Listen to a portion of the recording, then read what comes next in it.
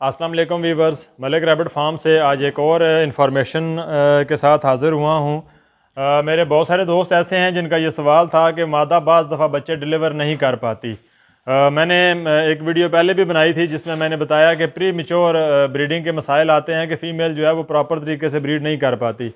अब अगर एक ऐसी मादा है जो बच्चों को प्रॉपर तरीके से डिलीवर नहीं कर पा रही तो उसको कैसे डिलीवर करवाया जाए, या बाज़ दफ़ा मादा के पेट के अंदर ही बच्चे जो हैं वो एक्सपायर हो जाते हैं जिनको डिलीवर करना मादा के लिए बहुत मुश्किल होता है।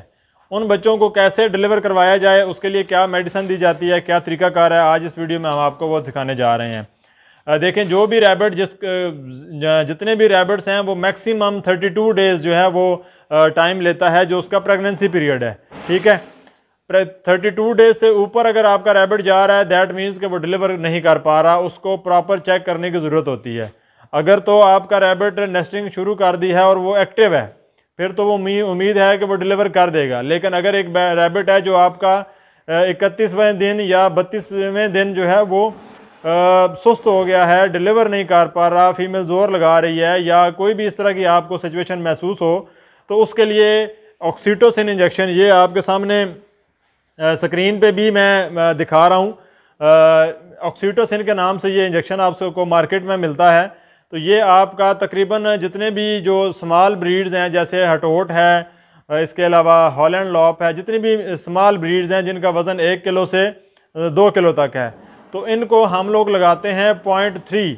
ये छोटी सिरिंज जो है इसके साथ आपने ये आप देखें, ये 1 ml की सिरिंज है, बिल्कुल छोटी, ये आपको आसानी के साथ मार्केट से मिल जाती है।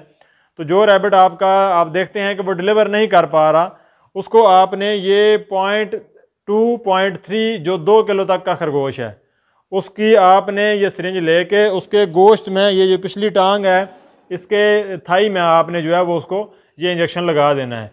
0.3 तक जो है वो आप लगा सकते हैं जो भी आपका खरगोश 1 से 1.5 किलो वाला मौजूद है। ठीक है, अगर कोई ऐसा रैबिट है जो जायंट ब्रीड है जैसा कि जर्मन जायंट है, 5 किलो 6 किलो या 7 किलो वाले खरगोश हैं, तो उनको तकरीबन हम जो है वो ये 0.8 या 1 cc जो है वो रैबिट उनके मसल में लगाया जाता है जिसका वज़न 7 से 9 किलो के करीब होगा। ठीक है, और तीसरे नंबर पे जो न्यूजीलैंड वाली ब्रीड है, जो छोटी ब्रीड है जिसका वज़न 3 से 4 किलो होगा, उसको आप 1/2 cc 0.5 जो है वो आप ऑक्सीटोसिन इंजेक्शन जो है वो उसके गोश्त में आप लगा दें। और लगाने के बाद आपने इस चीज़ का बहुत ज़रूरी ख्याल करना है, आपने जैसे ही उसको इंजेक्शन लगाया, इंजेक्शन लगाने के बाद आप उसके पास बैठ जाएं, उसके केज के पास तकरीबन आप जो है वो 20 से 25 मिनट बैठे रहें। वो ज़्यादा से ज़्यादा 15 मिनट का टाइम लेगी, 15 भी मेरे ख्याल से ज़्यादा टाइम है।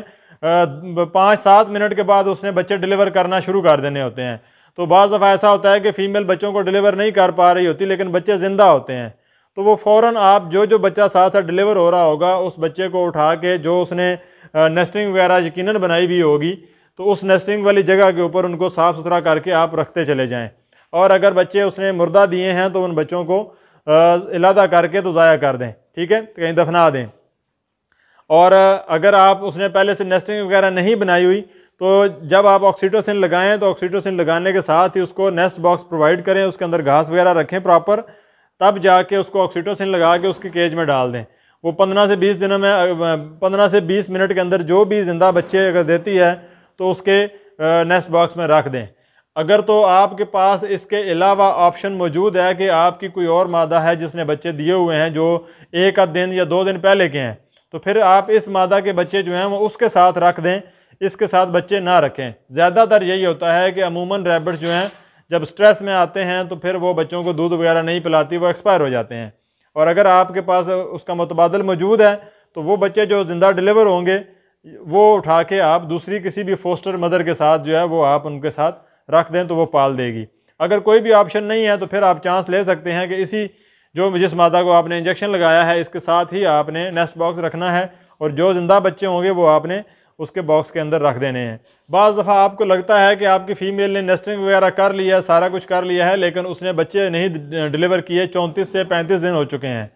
आप उसको ऑक्सीटोसिन इंजेक्शन लगाते हैं तो वो आपका उसके बावजूद उसने बच्चे नहीं दिए। तो ये मैं आपको बता दूं कि बाज़ दफ़ा फॉल्स प्रेगनेंसी होती है कि मादा के पेट में बच्चे नहीं हैं लेकिन वो फॉल्स प्रेगनेंसी की वजह से वो नेस्टिंग करती है, सारा कुछ करती है, बाल भी उतारेगी लेकिन बच्चे नहीं देगी।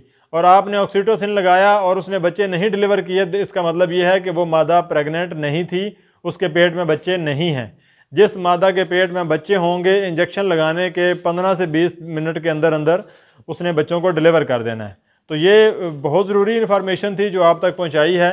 इंजेक्शन का नाम स्क्रीन के ऊपर जो है वो ऑलरेडी दे दिया गया है। तो इससे इन वीडियोस के साथ इंशाल्लाह नेक्स्ट भी हाज़िर होते रहेंगे। अगर आपको ये वीडियो पसंद आई हुई है तो चैनल को लाजमी सब्सक्राइब कर दें ताकि, और लाइक ज़रूर कीजिएगा ताकि बाकी लोगों तक भी ये वीडियो पहुँच सके। बहुत शुक्रिया।